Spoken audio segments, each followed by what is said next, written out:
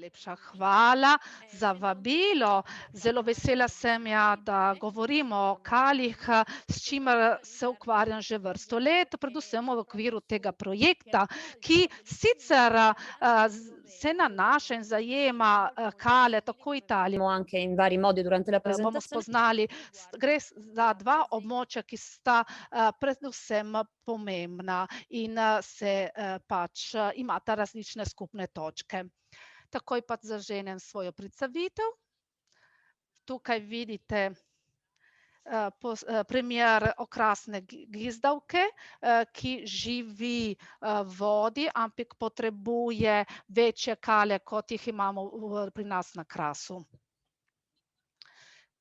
Katera je torej pomen zajetja vode na Krasu? Skratka, želim predstaviti Kras v primeru, da med občinstvom so prisotne tudi osebe, ki ne prihajajo iz tega območja. Kras je zelo suho območje, kot tukaj je prikazano, vidite, kamnina in vegetacija, ki so značilne za Kras. Tu je pa območje, italijansko in slovensko območje, ker se razprostira Kras. In kar želim najprej poudariti, je to, kako so varstvena območja v sklopu Nature 2000, kjer se zagotavlja varstvo posebnih vrst v sklopu tudi evropske direktive, preseže meje med Italijo in Slovenijo in z zeleno barvano so pač prikazane območja posebnega varstva, ki so sicer na Italiji kot v Sloveniji. Gre za območja, ki imata podobne zahteve in potrebe in zaradi tega je zelo pomembno, da imam veselje, da pač spregovorim o tej tematiki, kajti tako v Sloveniji kot Italiji poznamo prav isto habitate, tako iz rastlinskega kot živalskega vidika. To je pa območje posebnega varstva v sklopu mreže Natura 2000 in tu pa so zabeleženi kali, ki jih pač se nahajajo v Sloveniji, v Italiji. Največjih pač so prikazane v Italiji, ker so to rezultat dolgoletnega popisa, ki je bil izveden v zadnjih časih. Kali, ki so pač označeni v Sloveniji, so ti rezultat popisa zelo zanimivega projekta, ki žal se pač so ga zaenkrat zaustavili in upam, da se bo kmalu zaženel, da bodo lahko nadaljevali s popisom. Kot vidite, se gre za območja, ki sta zelo podobna. Kras je skoraj brez površinskih voda zaradi značilnosti površinskih površja. Tu zelo redko pač imamo pač jezera, tu težko imamo, nemogoče, da tu nastanejo vodna zajetja. In v trenutku, ko je človek potreboval in se preselil na to območje, je potreboval to, da zgradi vodna zajetja, s tem, da je uporabil glino in je izoblikoval nepropustno površino, ki je s tem zajela in zadržala vodo. In želim poudariti, da v italijanščini uporabimo besede, ki izhajajo iz slovenščine, povezane na pač kale. Tu je pač izgled Krasa na območju doline Glinščice. Moj namen današnje predstavitve je predstavitev različnih tipov vodnih zajetij, ki so bili pač zgrajeni oziroma izoblikovani na Krasu, katere so prednosti in katere pa so tudi tveganja za izgubo teh habitatov. S tem, da bom vam predstavila tudi nekaj primerov.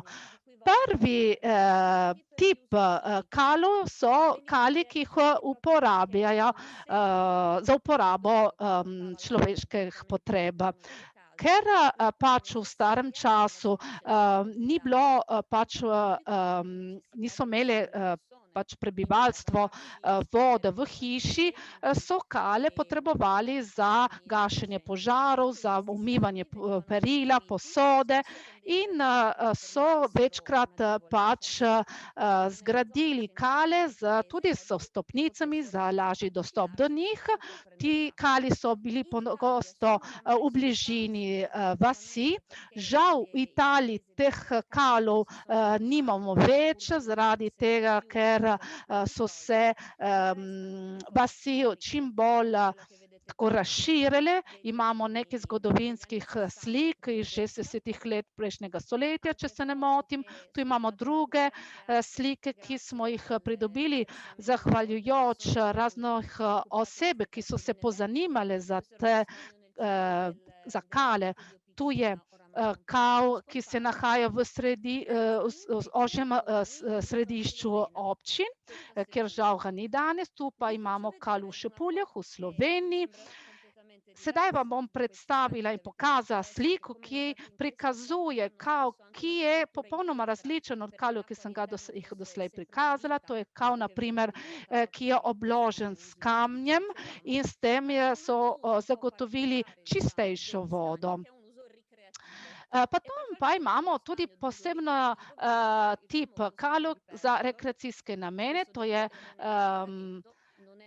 kal, ki ga večkrat omenijo v italijanščini Malje jezero, vendar ni jezero, in tu je v Perčedulu oziroma na občinah. Perčedolski kal je bil nekoč veljal kot pravo kal za rekreacijske namene, kajti tu so pač drsali. Pozimi tu so pač slike iz 50. let, vredne ogleda, ki nam prikazujejo utripe bivšega življenja iz preteklosti.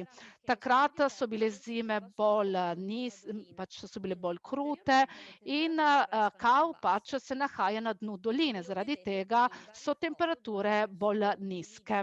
Tu, kot vidite, razne prizore iz tistih časov, ko so kal uporabljali za športne oziroma rekreacijske namene.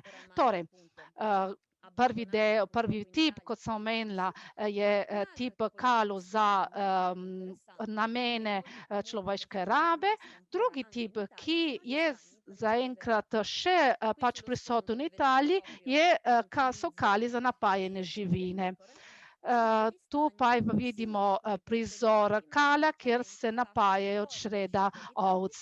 Ponavadi se ti kali nahajajo izven pač vasi, da bi lahko zagotovili dostop živali do kalov. Ponavadi so bili ti kali bolj plitvi in imajo manjši naklon, da bi zagotovili, kot sem rekla, lažji dostop živini.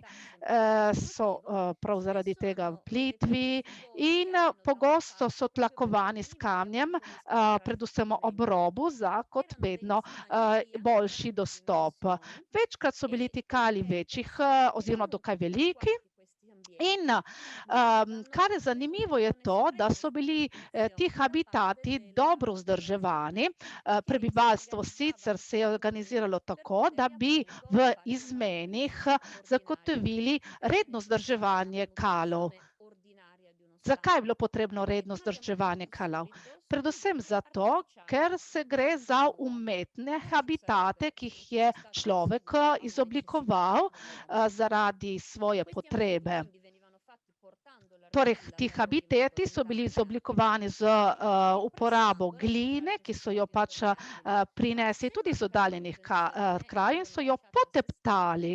Če pa ta glina ne bi bila poteptana pogosto, bi bila to poraščena in bi prišlo do razpoka dna samega kala in kar bi prišlo tudi do iztekanja vode in s tem bi se tako kal bi pač vegetacija rastline porasle.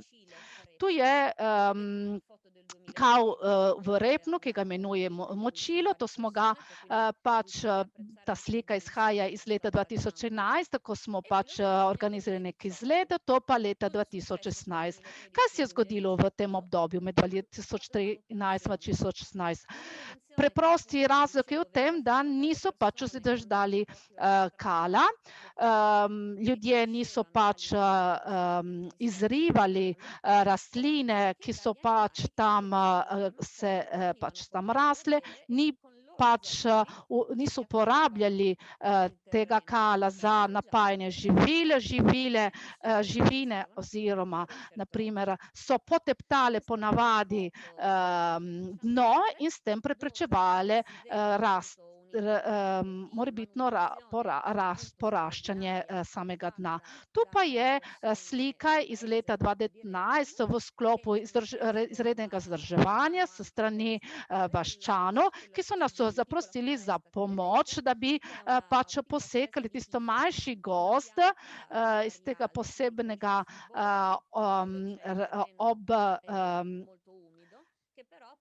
obrobne lastrine. Ta rastlina sicer se razmnožuje po celotnem dnu samega kala in s tem ga popolnoma porašča celotni kal. S tem smo morali zato odstraniti popolnoma v celoti rastline, ki so tam rasle in smo unesli živino, da bi lahko poteptali s svojimi cokli dno kala. In kmalu bomo se seznanili, kako smo zagotovili ponovno obnovo kala in kako se bo odnesla v prihodnjem. Drugi primer kala za napajanje živine se nahaja v Bazovici. Spodaj vidite, piše Bazovica številka 16. Te številke, ki jih večkrat tudi navajam na slike, so sicer identifikacijske številke kalov, ki so bili pač popisani v sklopu nekega katastra.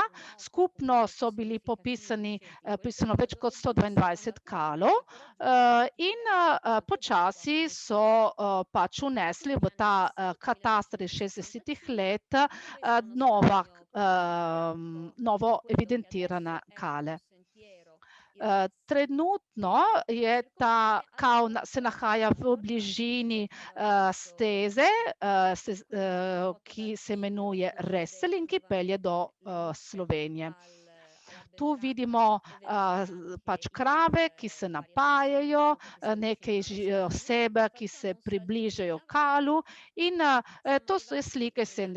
let. Leta 2006 pa vidite, da je pač kal bil poraščen zaradi pomanjkanja vzdrževalnih del. Poleg tega žal ljudje so uporabili to tako kot odlagališče, ampak zahvaljujoč pomoči in predvsem pridobljenih sredstev, ki smo jih s pomočjo katerih smo lahko kupili platno, smo lahko obnovili kal. Vidite, tisto kamenje smo ga našli v samem kalu, nato smo pač obložili tako imenovano TNT platno, ki pač obvaruje dno. Dno potem prekrijemo z zemljo, ilovico, nato pa vidimo pač zaključen kal in nato pa kavn, kjer se je pač iztekala voda. S pomočjo gozdnih stražarjev smo zapolnili kal z vodo in kar je zanimivo to, da je, ko smo pač polnili vodo, so takoj prispeli razne živali, gre za majhne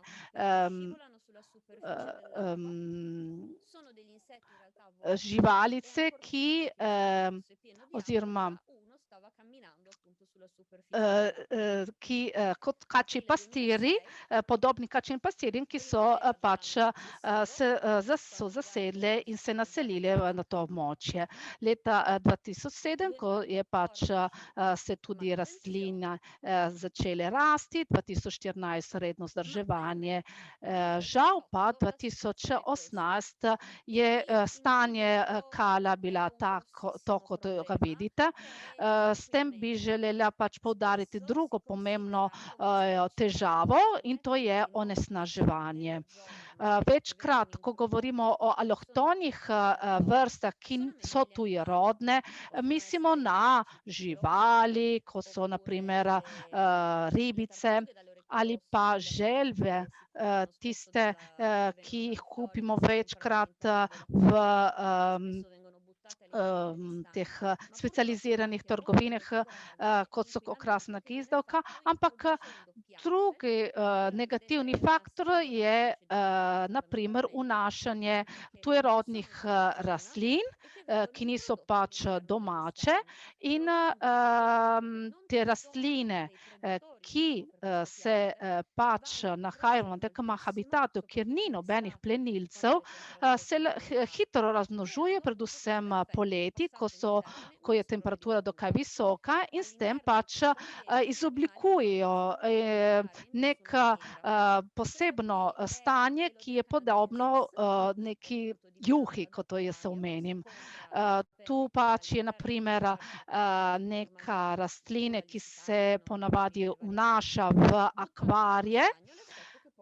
In vidite, kakšen je efekt, ki ga pridobimo, če vnesemo te rastline. In težko jih lahko odstranimo te rastline, ker je dovolj, da ostane le manjši del te rastline, ki se takoj in hitro razmnožuje.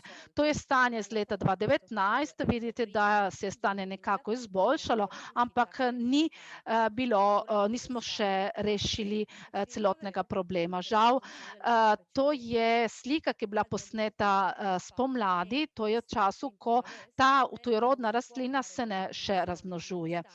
Želim še poudariti, da poleti ni možno, ne moremo še izvajati vzdrževalnih del zaradi prisotnosti živali, ki bi jih nekako seveda ogrožali v primeru, da bi izvajali vzdrževalna dela.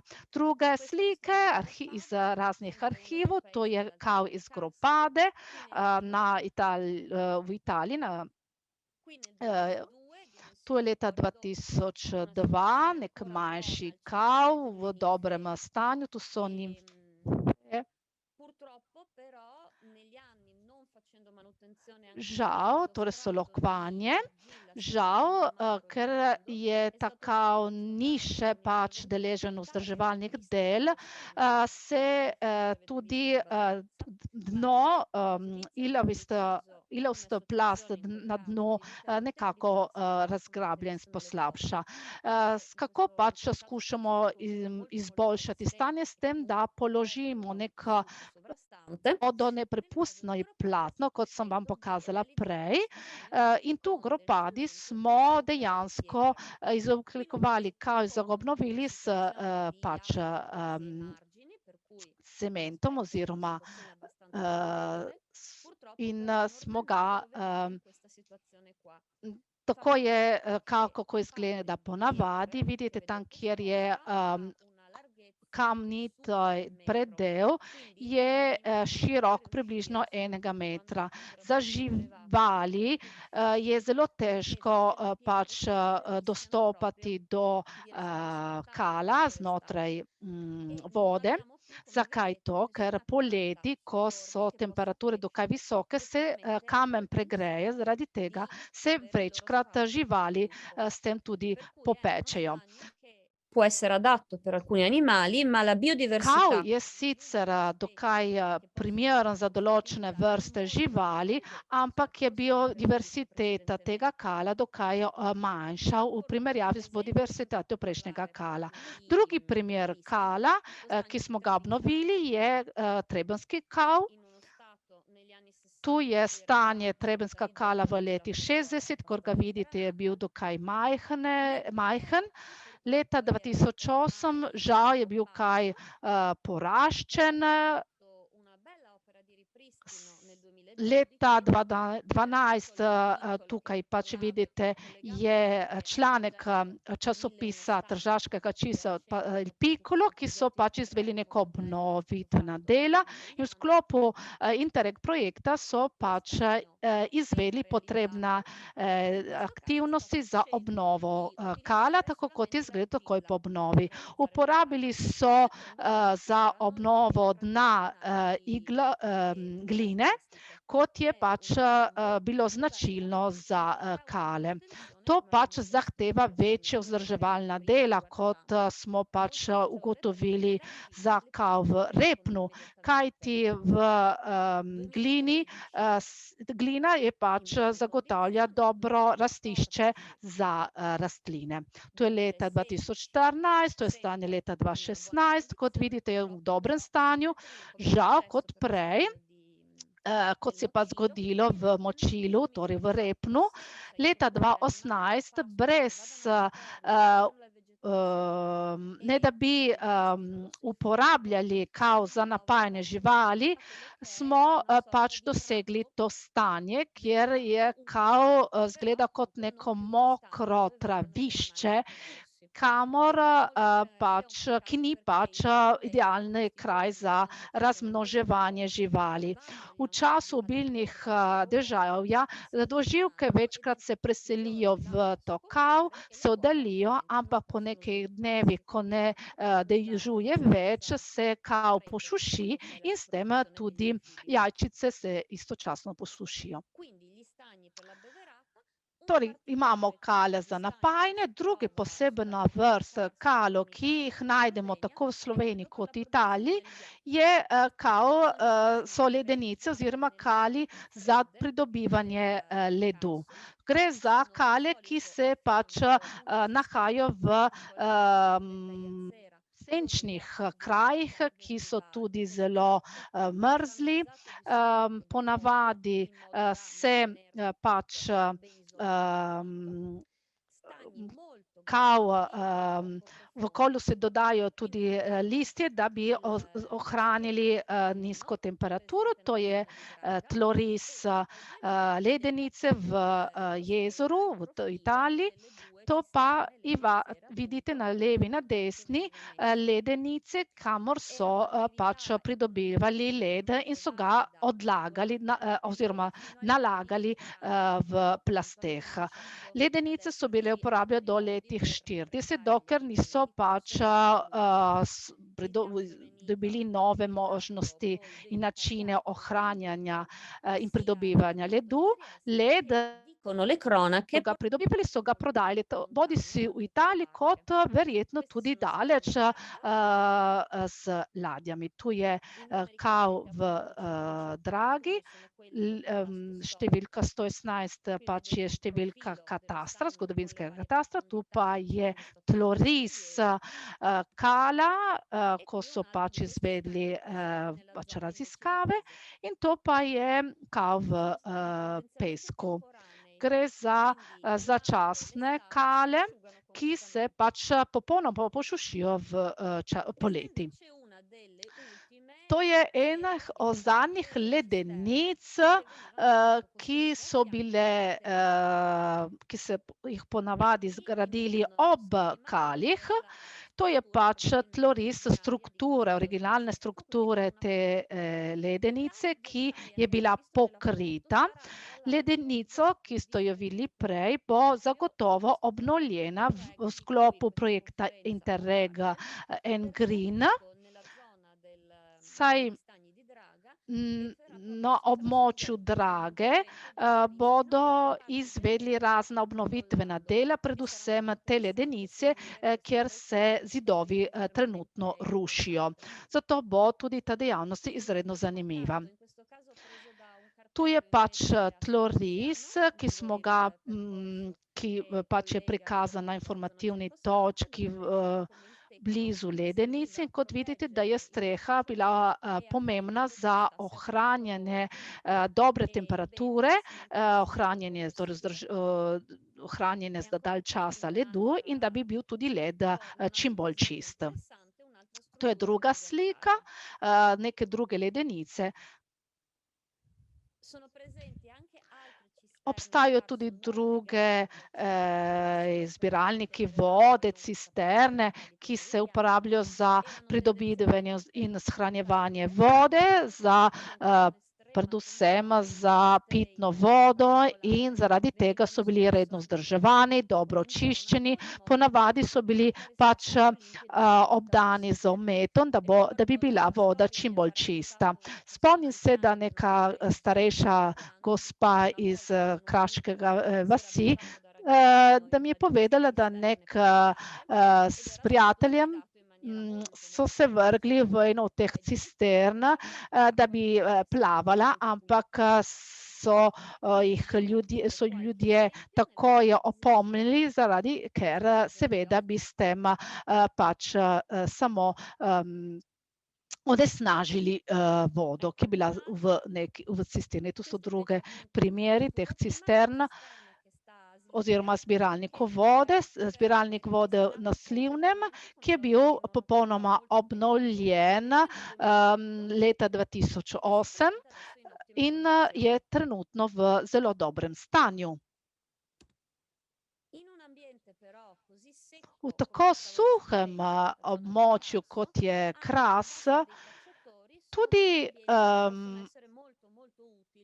vodna zajetja, pač lovce, zelo pomembni habitati in uporabni tako za razne živali, ki se tja napajajo ali jih uporabljajo kot mrestišča.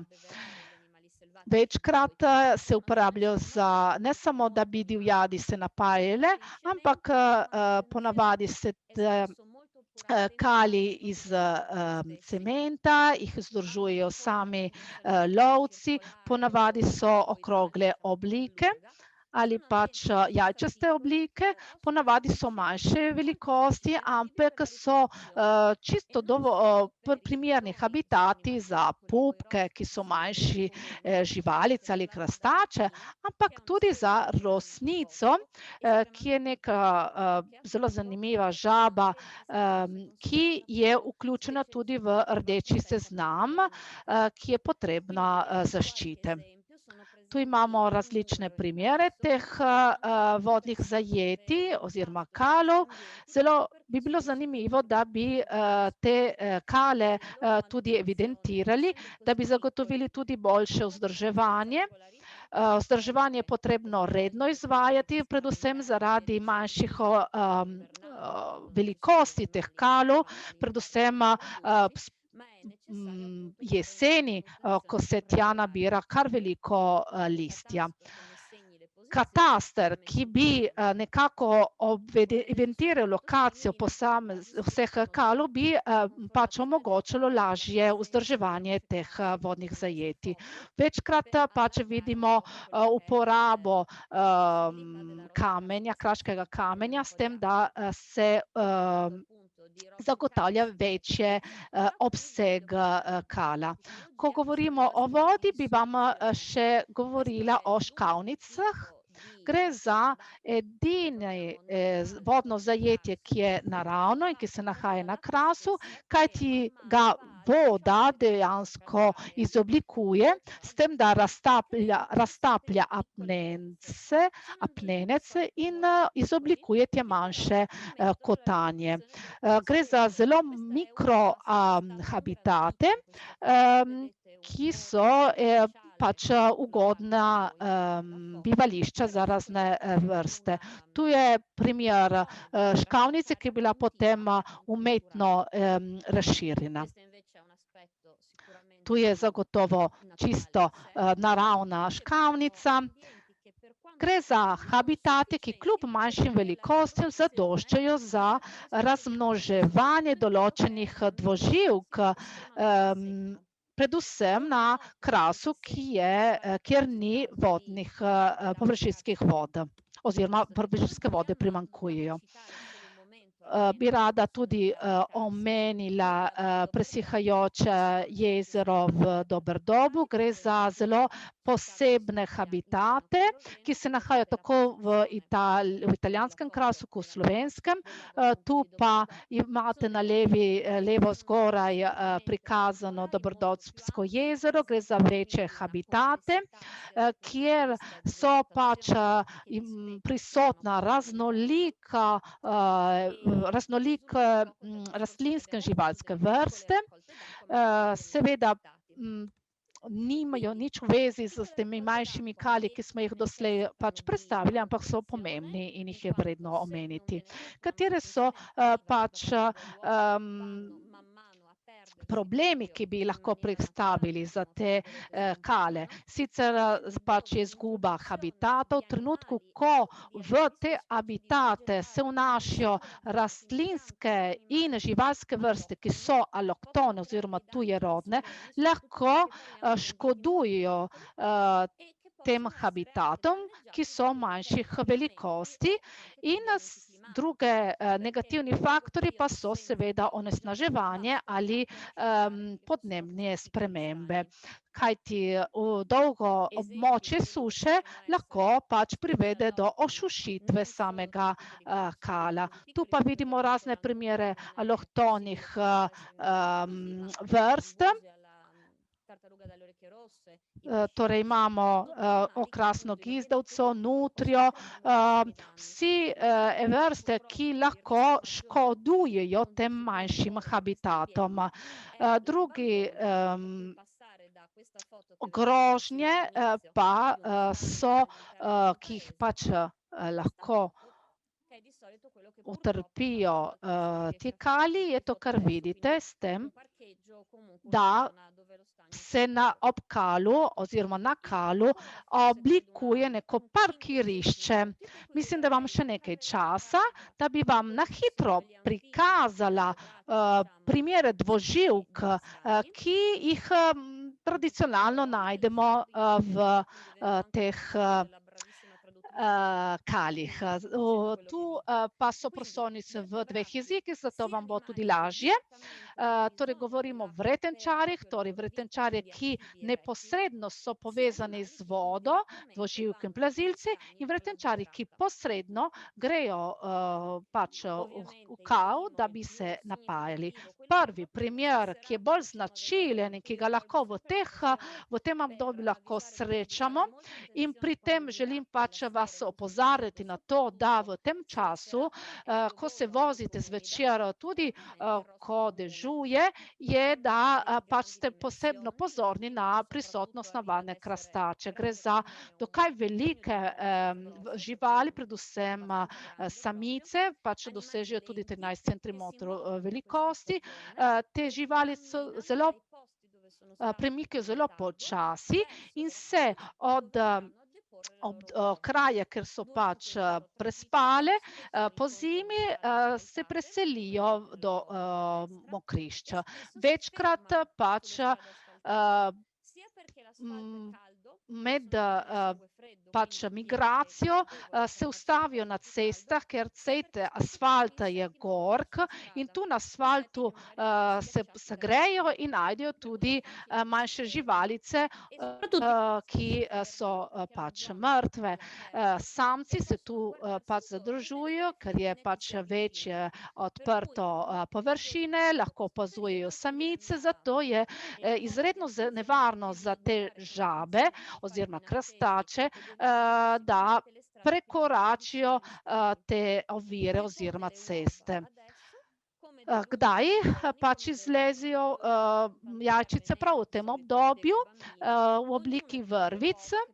Vsaka jajčice, vsaka mrez, ki je lahko dolga 2 do 4 metre, vsebuje do 6000 jajčec. Eno jajčice lahko pač iz enega jajčica pač se izleže en žaba, ampak stopnja smrtnosti je dokaj visoka. Druga vrsta, ki je dokaj zanimiva in ki se jo lahko opazimo v vseh teh kalih, je rosnica.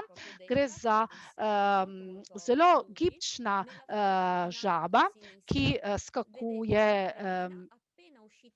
Tu na levi vidite neko samico, ki je pač se premika in je dokaj velika, ker ima v vase jajčeci, ki jih mora odlagati oziroma zlesti.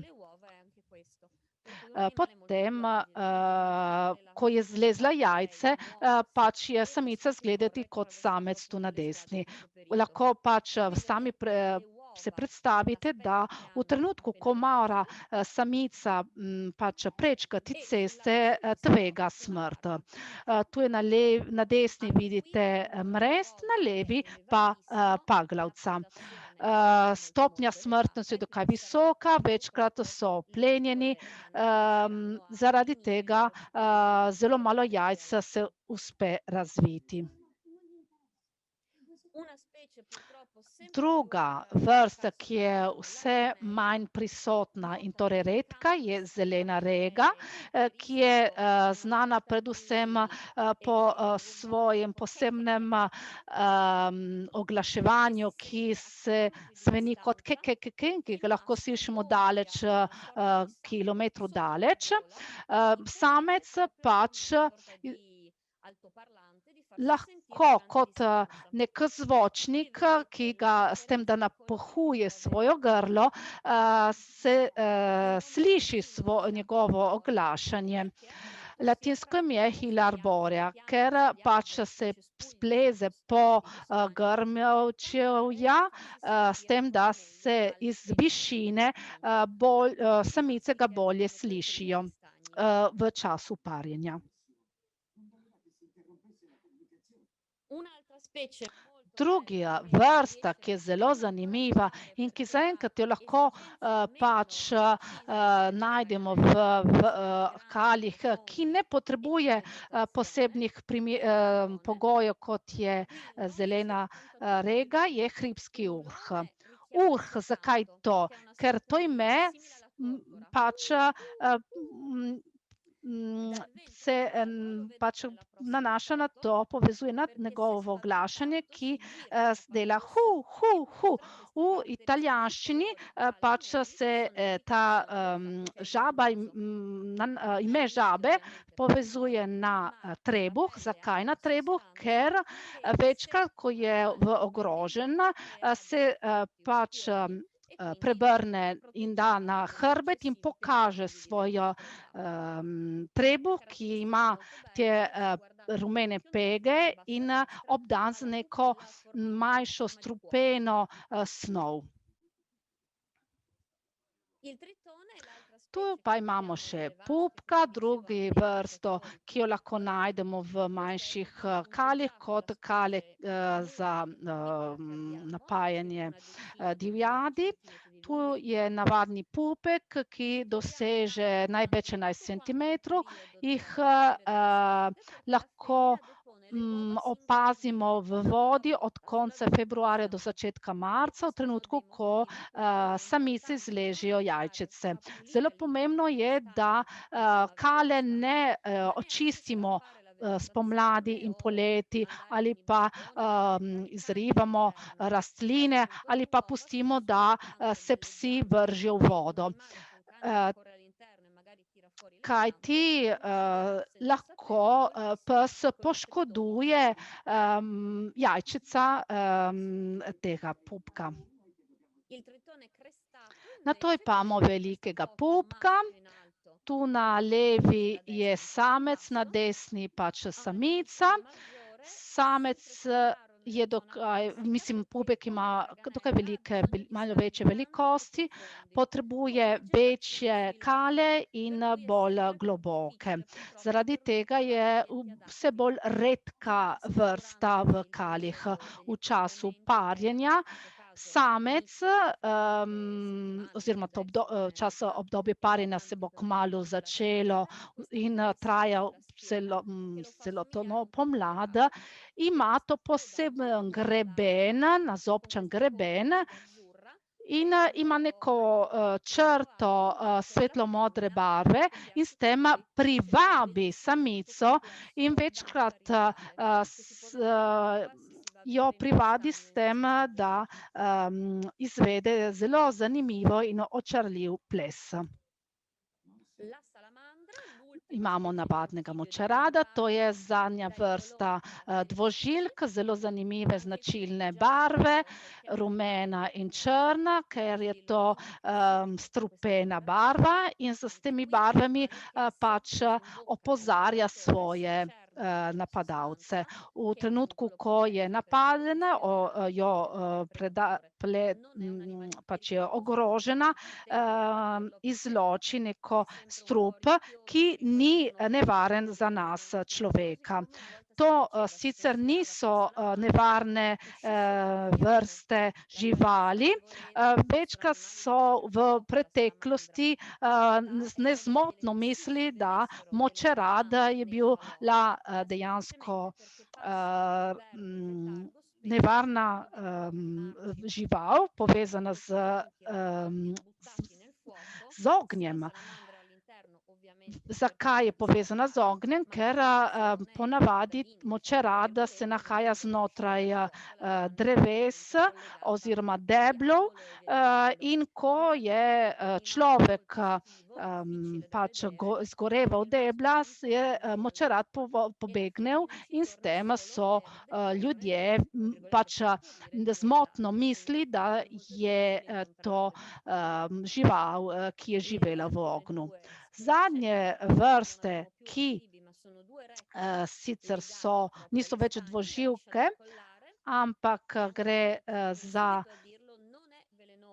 plazilce, gre za najprej na belouško, ki ni strupena, pač je dvoživke. Za zaščito pred plenilci hlini smrt in torej pomeni kako, da cattivo proprio per neko smrdečo,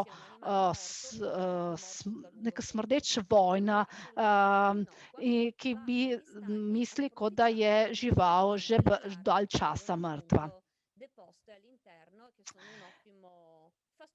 In večkrat pač je jajčeca dvoživk.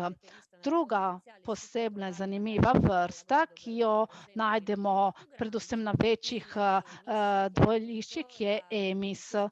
To je dejansko posebna evropska želva, ki je povezana z vodo in ki se predvsem nahaja na večjih vodnih zajetjih. S tem pa bi vas pozdravila s tem, s to posebno vrstjo, to je neka posebna krastača, ki se pač nahaja v perurbarnih območjih, torej kjer se pač izoblikujejo oziroma nastanejo manjša zajetja, zbirališča vode.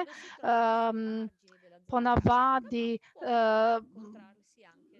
njegovo areal je ob robovih kras, ampak večkrat lahko najdemo tudi v krasu. In s tem sem vas želela pač se zahvaliti in za to vašo pozornost.